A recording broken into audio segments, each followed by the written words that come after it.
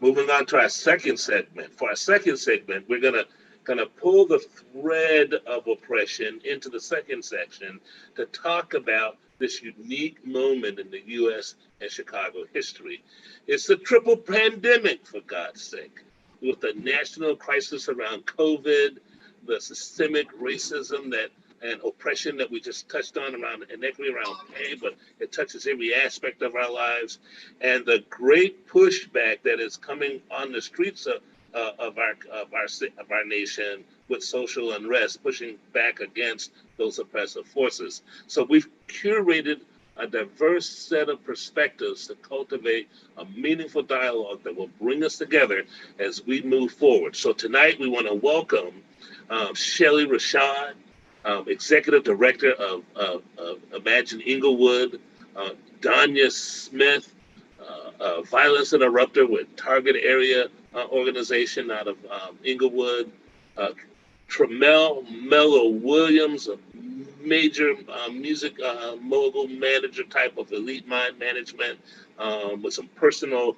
connections to the kind of things that are happening on the streets, and John Aberman, a corporate bankruptcy attorney who is here to bring a perspective that allows us to see it in a larger business context, in a larger community context, as we wrestle with this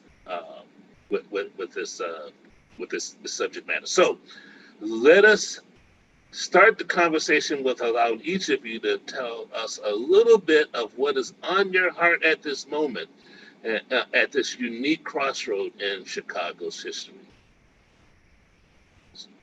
So, Chellee, why don't you kick us off?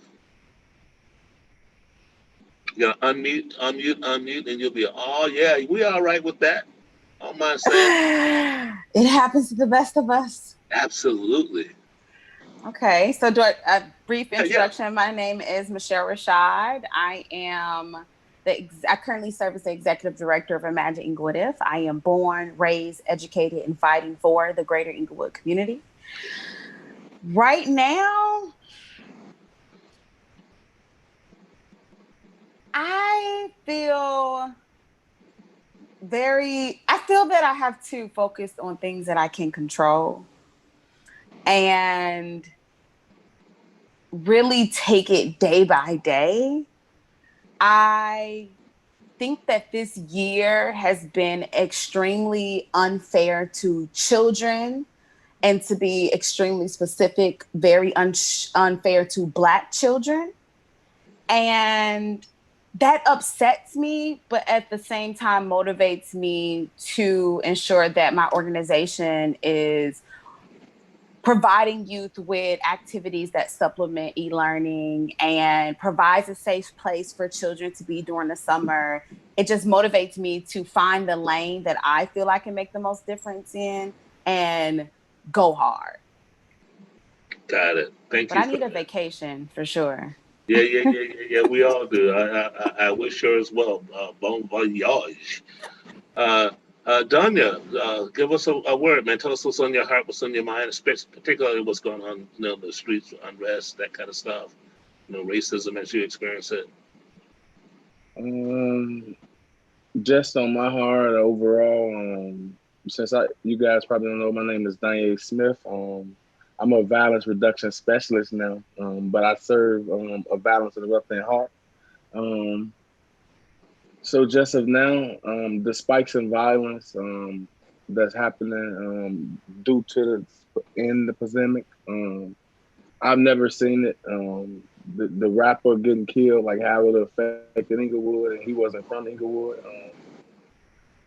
These little kids, they can't go to school. They don't have no resources right now in our neighborhood. So right now, it's bad all overall, especially if you're working it day by day, like some of the people on this phone.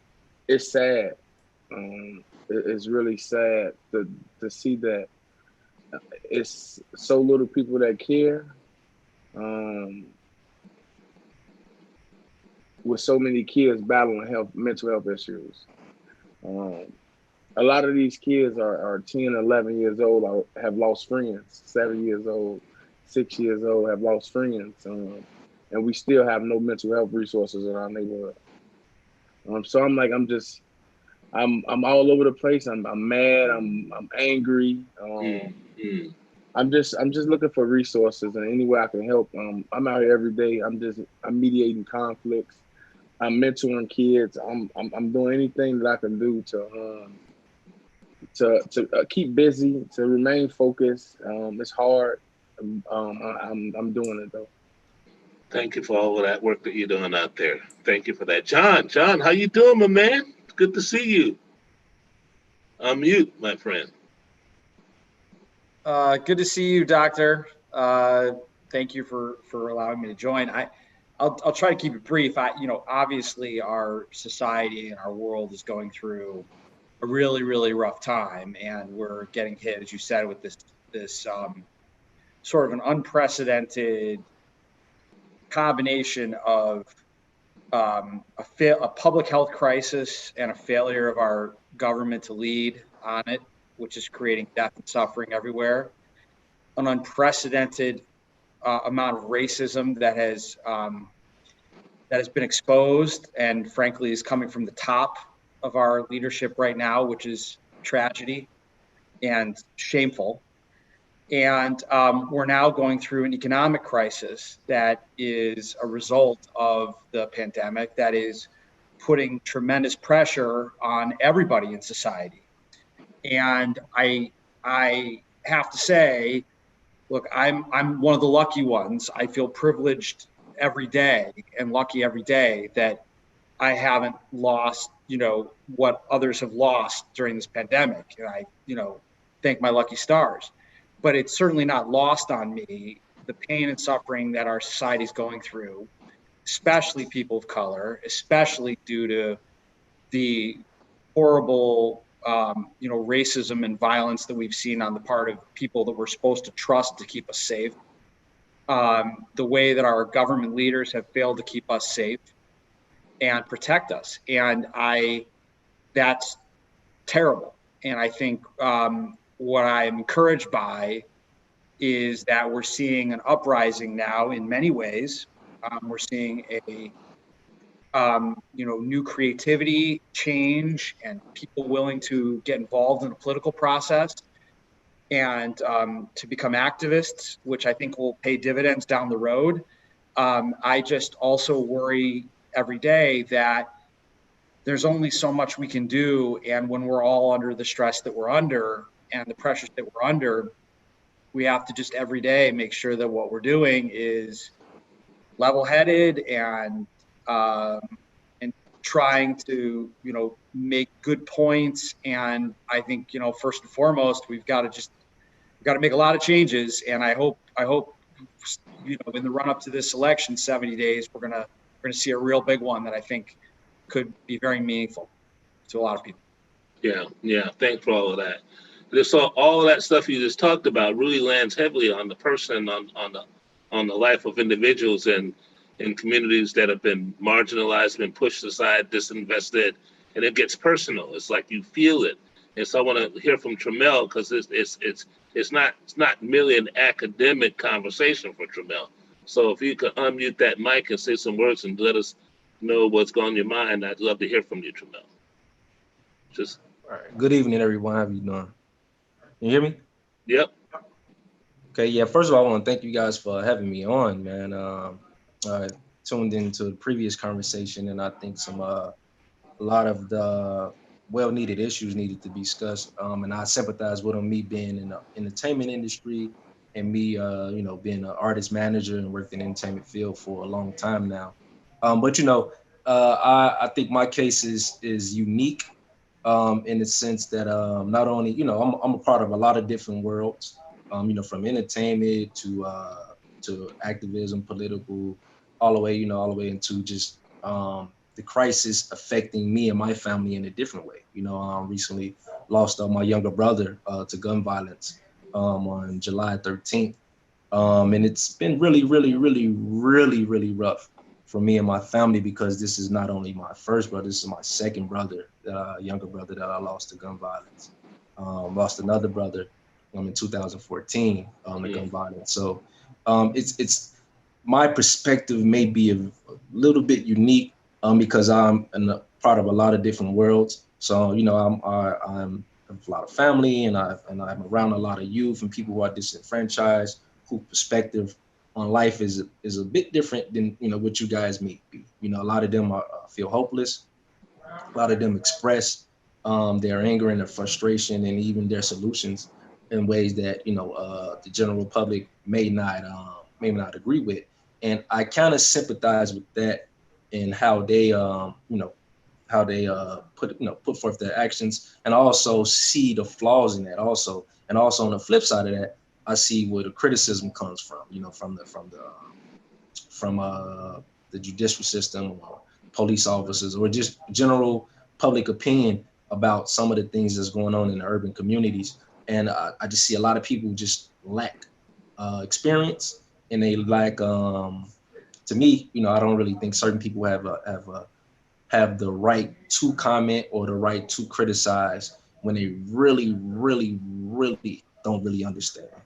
You know, when we speak on looting, we can speak on civil unrest, we can speak on police brutality or terrorism. We also can speak on, you know, the quote unquote violence that's happening within the south and west side of Chicago. And I just think that a lot of people on the outside looking in really don't understand really what's going on. They see media and headlines and things of that nature. And a lot of people are not on the front lines, and not even just the front lines of what we say, like protesting or whatever. A lot of people are not living in these neighborhoods, don't have relationships with these youth and these people in general that are having these issues, right? So like I said, I lost my younger brother, and it's been really, really, really, really rough. Not only just me, but on my mom, right? Yeah. So that taps into not only her losing his son, but now I have to deal with being strong for her. Now I have to deal with finding some type of therapy for her, you know, so which taps into the mental health aspect of not even just the, you know, with the youth, and how a lot of them, like the other brother was saying, how a lot of them are traumatized. A lot of them have PTSD for certain reasons, and they've just been through so much that the average person on the outside looking in really couldn't fathom, right? Yeah. I'm 33, so even though it's rough on me losing two younger brothers, think about that 14 or 15-year-old who lost a brother to gun violence, right? And how do I or someone tell them to not have a vindictive spirit, right? When they or to carry out their frustration and anger in a way that people may on the outside may not agree with, right? So I just want people just to be empathetic, you know, when it comes to bloodshed, and what's going on in the south and west side. A lot of people don't understand. It's easy for you to say, the gang violence is out of hand, or the black on black violence is out of hand, or whatever is out of hand. But until you've seen and experienced seeing a loved one or losing a loved one in that manner, and you not having the resources, even the knowledge or know-how to deal with that, or even access to that, then you're gonna act out, and you're gonna seek revenge, or you're gonna deal, for instance, you're gonna deal with it in a way that you only know how. And a lot of that for you know, unfortunately, is violence. And so that's one of the things that I definitely want to touch on. I think that people need to get on the front lines, and they need to get in the trenches, you know, so quote unquote that people say, in order to really have a real understanding of really what, you know, what we are going through. So I don't know if I went out on a tangent. No. You did good. You did good. You teed it up really well. Now it gives him an opportunity to give it back to Chellee, because she started in with saying, staying in my lane, doing what I can control, taking care of these babies and their families. When I say babies, the children and the families, because she was pointing at the same pressure that you're talking about, that these young people are experiencing, that Donya was speaking about. And so Chellee, you know, your reflection on what you've heard so far.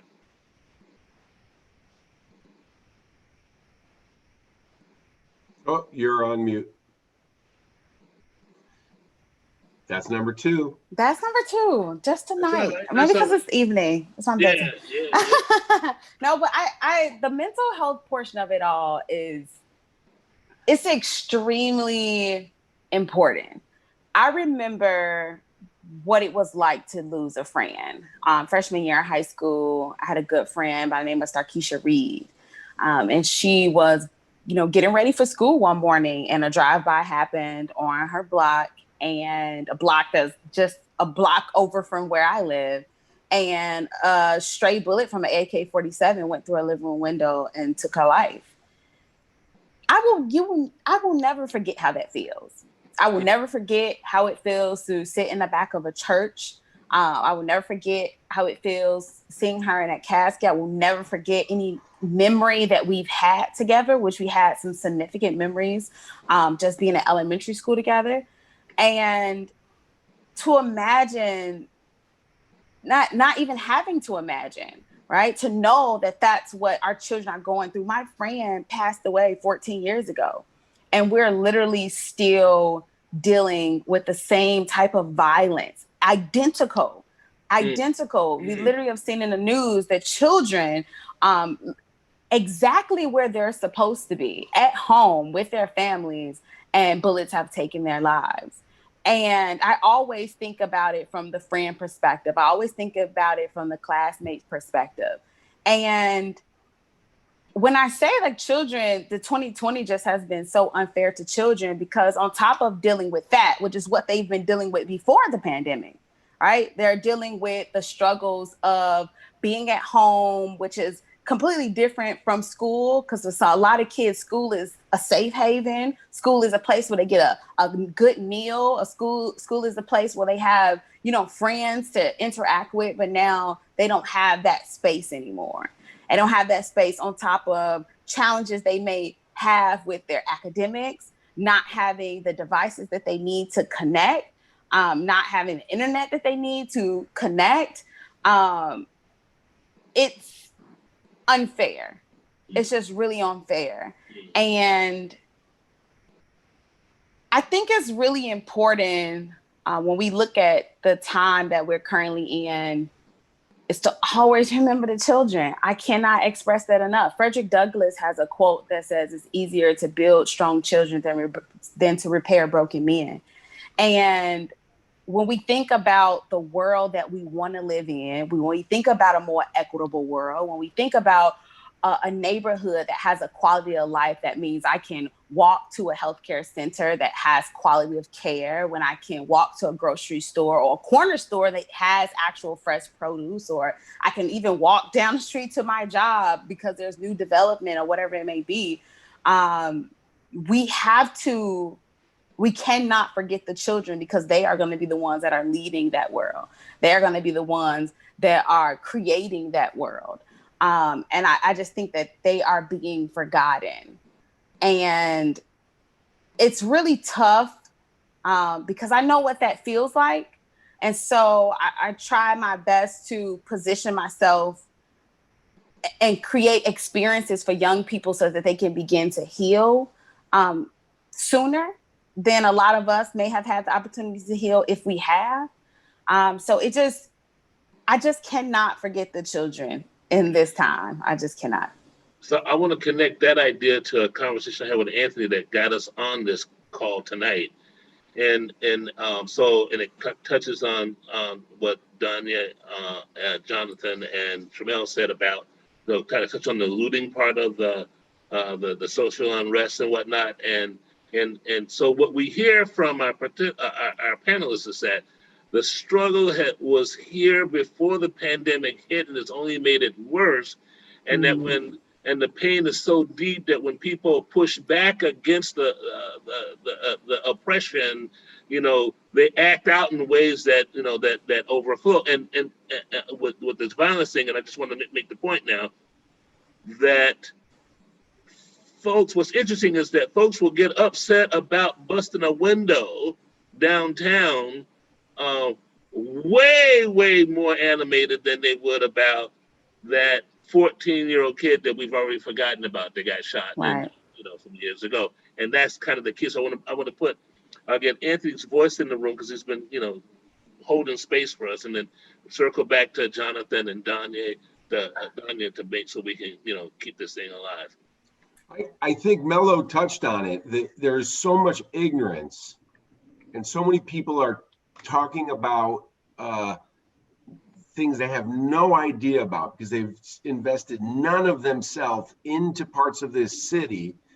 And the thing is now we can really see it on social media. I mean, when the looting was happening, or even when there's a police shooting, if WGN TV has a live stream on their Facebook, if you go look at the chats, we all know what you're going to see. It's going to be horrific comments. These people are brazen with their ignorance and their hatred and their racism. And until we can curb that, I don't know how we bring the city together to make change. Like you said, people are more outraged over a Prada purse being stolen than a 12-year-old losing their life at a sleepover from a stray bullet that comes through the wall. It's horrific, and it just seems like we are again, Chicago. You know, here we are again, and what will it take to actually get people to care? John, what do you think it'll take to get white Chicago and Chicagoans that make six figures and up to really understand that for the best thing for them is to actually be part of our city in a real way? The reason why the looting and everything else gets more attention is, number one, it fits into a political narrative that's being spun that I disagree with, and I think a lot of us in Chicago disagree with, and that it stems from a racist view about, about protest and things like that. You calling people looters or thugs or whatever. So I don't subscribe to any of that. I think that's terrible. I don't subscribe to looting either, but I understand some of that because you have people that are frustrated that don't feel like they have an outlet and they're going through horrible trauma in their communities. And unless and until they do something that makes the six-figure white people who have moved into the city pay attention, and until people realize how interconnected we all really are. I mean, we all live in Chicago, right? Okay, I live in Bucktown. We all live in different neighborhoods. We are all really very connected, but it's those moments when that lashing out hits the Miracle Mile or hits something that is more mainstream and not confined to the place where our society has put people in their boxes, right? And confined them.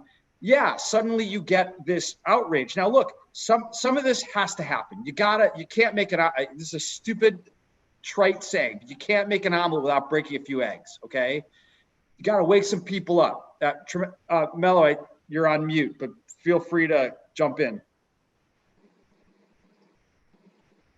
I think you're still on mute.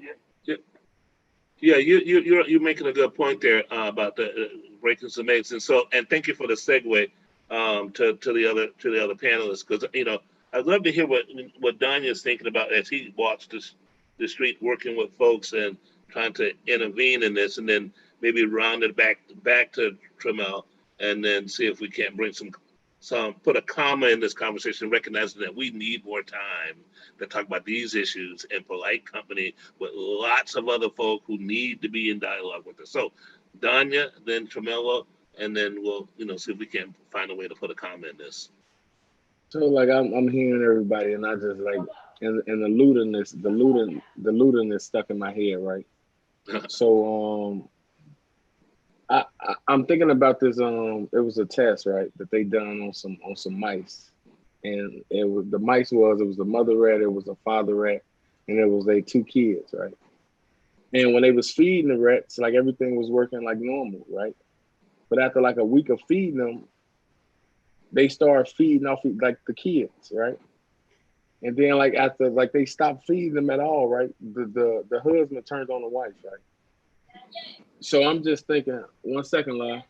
So I'm just thinking like, right. So if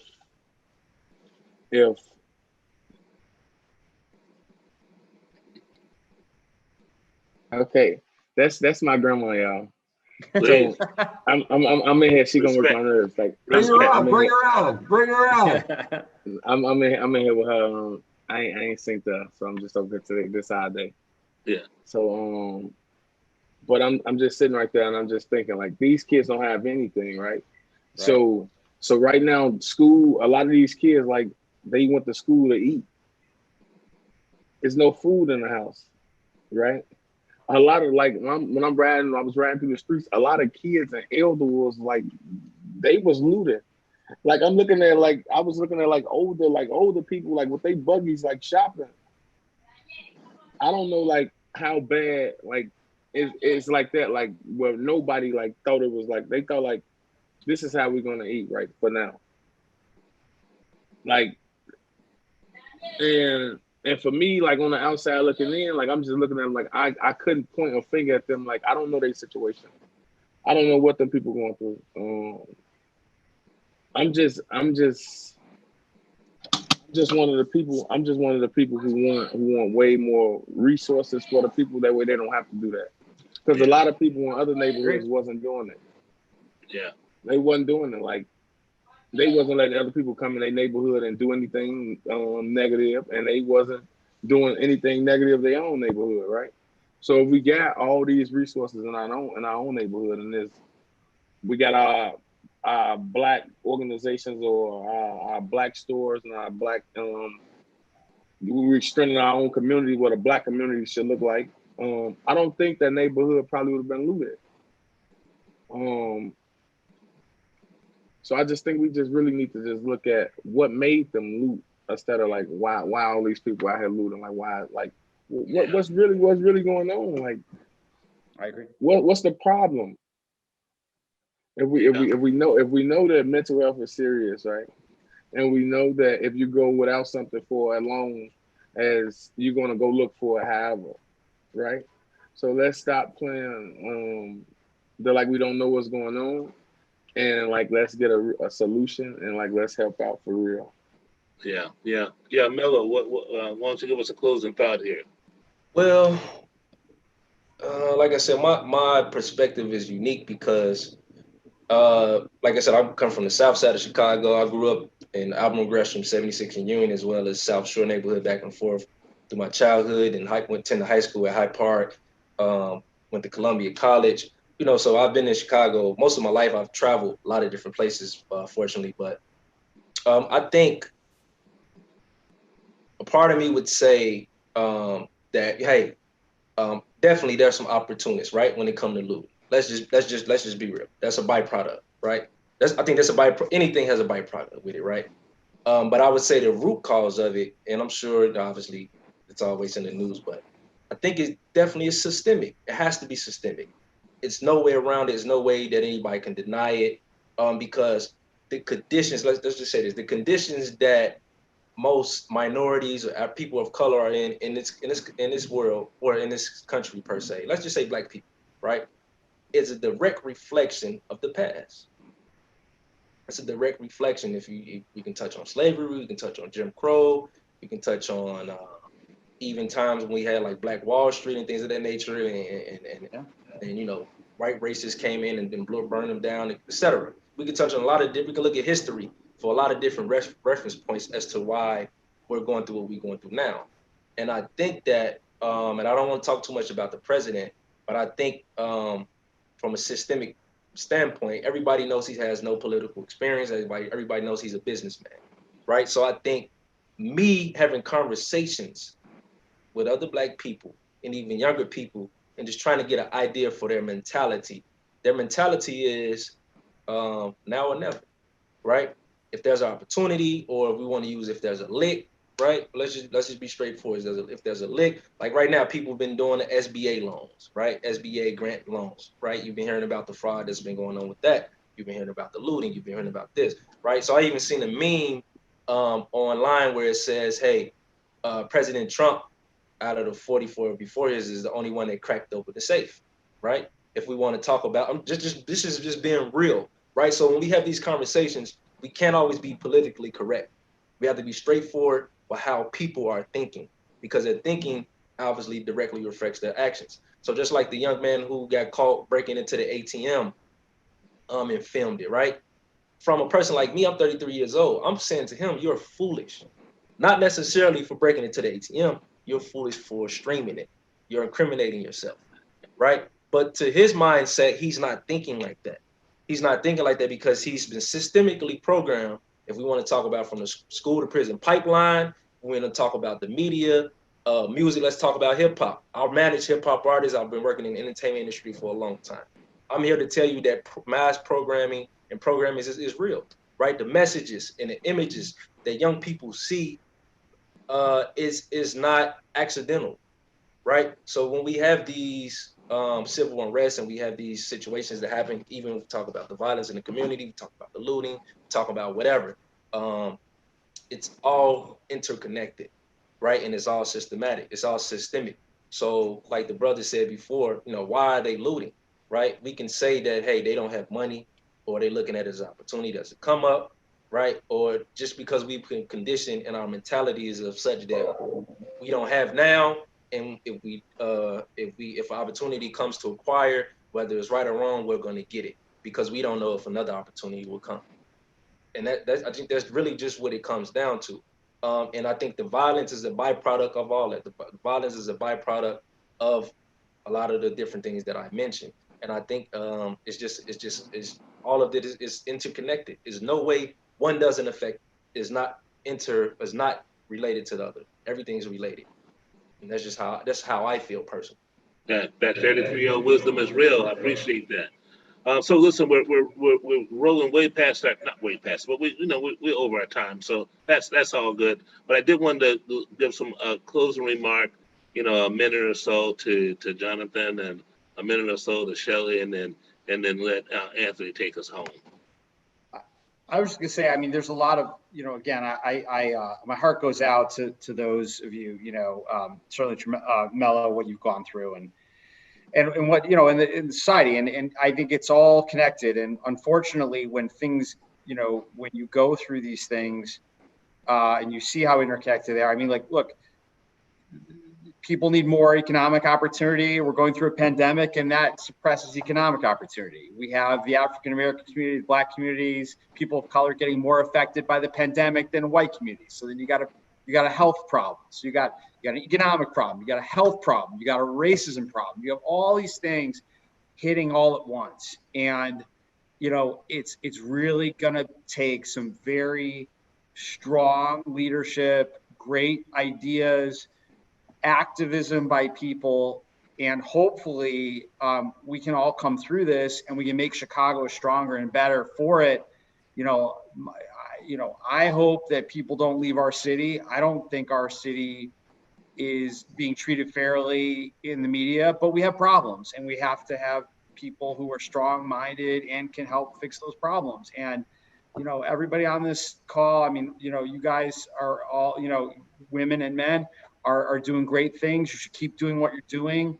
And, I think, let's just try to keep our city strong and fight where we need to fight and protest and do whatever we have to do and vote. And I hope things will change. But you got to get the pandemic under control. That's the first thing, because that'll fix health crisis, economic crisis. People won't be as stressed out and upset. We fix what's going on in the White House. Hopefully we won't feel the pressure of that every day. And hopefully we won't see the racism that is there. We'll see some change. And I mean, that's my hope. So yeah. What it's worth. For what it's worth, I get it. It's worth a lot. Thanks for all of that. Chellee, close me out, baby. One word. You got to open up that line, though. Open up that line. Get off that mute. Aha. Someone gave me a scenario the other day in which they said a person had a car that engine went out. And so they took it to a car shop, and the mechanic said, okay, I'm gonna fix it. And they came back to get their vehicle, and it had a new paint job. And the person who car was like, okay, this is great. Okay, give me the keys. I'm gonna take off. And the mechanic was like, oh, something's wrong with the engine. And it was like, so why don't you, fix the engine?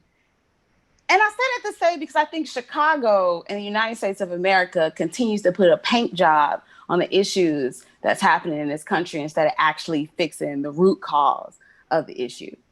And as Jonathan said, I think a lot, it has to do with leadership. But one thing I have seen is I strongly believe that people in Inglewood, people in different areas of the city are the greatest assets.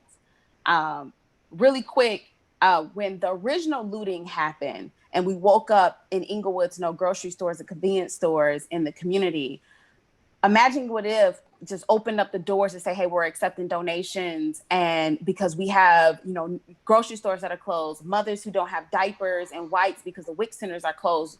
And we had an outpouring of support from people from all over the Chicagoland area to the point where we raised over $20,000 the first week. We were able to hire an Inglewood resident, and then donations kept coming in. We hired another, and then from the resources raised, we still were able to provide 3 young African-American males stipends to support these creating these essential items and food boxes for the community. So in reality, if we all are really loud, those who are really anti-racist, anti-white supremacy, if we are really as loud and we're loud together, we can fix that engine that needs to be fixed in this city and in this country. Say that. Sure. Yeah. But thank you all for having me on. I truly appreciate having this space to express myself. Thank you, Donya. Thank you, Mello. Thank you, Jonathan. Thank you, Chellee. I want to give Anthony Mosley the last word and close us out. Well, Chellee was a participant in our MLK Speech Slam at Kennedy King in January. And a lot of people have said, what would Dr. King say about the looting and the protesting? And I have a dream as a white Chicagoan that my friends and John's friends and other people that went to Duke University and the University of Notre Dame, 2 amazing universities that John and I were privileged enough to go to, our friends and our classmates and their parents and their children will find this video on Facebook and listen to what Chellee and Donya and Mello are saying. And maybe they've never actually had these conversations, but through technology, they can press play and they can listen and start to get a clue about this huge genocide that's happening in our city that's created a life expectancy gap of 8 1/3 years difference between a Black Chicagoan and a white Chicagoan. Never mind our indigenous Chicagoans, who they don't even have the data on how old they live to be because they are not even counted. They're invisible. And they are really, we are on their land, stolen land. So I hope this pandemic and this triple pandemic can give everybody a moment to really think and look in the mirror and take some time to understand that if you're not part of the solution, you are complicit in this genocide. And if you are a person who is going on Facebook and saying horrible things about people that you do not know, then take a moment and travel the city. And one of the greatest things I ever did was start producing the Crime Scene in Chicago anthology at Hamilton Park in Englewood in 2013, because I made many friends and many relationships, and I got to see the whole city and understand that, like Mello said, we're all connected, and things are only going to get worse until we start to all play our part. And we all have a role that we can play, whether it's giving away money, time, or cupcakes. Pick one of those things, pick one organization, and commit yourself to them for the long haul. And you're right, Marcus, this isn't a comma, and collaboration is not going anywhere. These conversations are still going to be what we're seeking out. And we could talk about this all night, and I would, but we'll continue the conversation. And I thank you all for your grace and sharing with us. Thank you for having us. Yeah, love to all of you.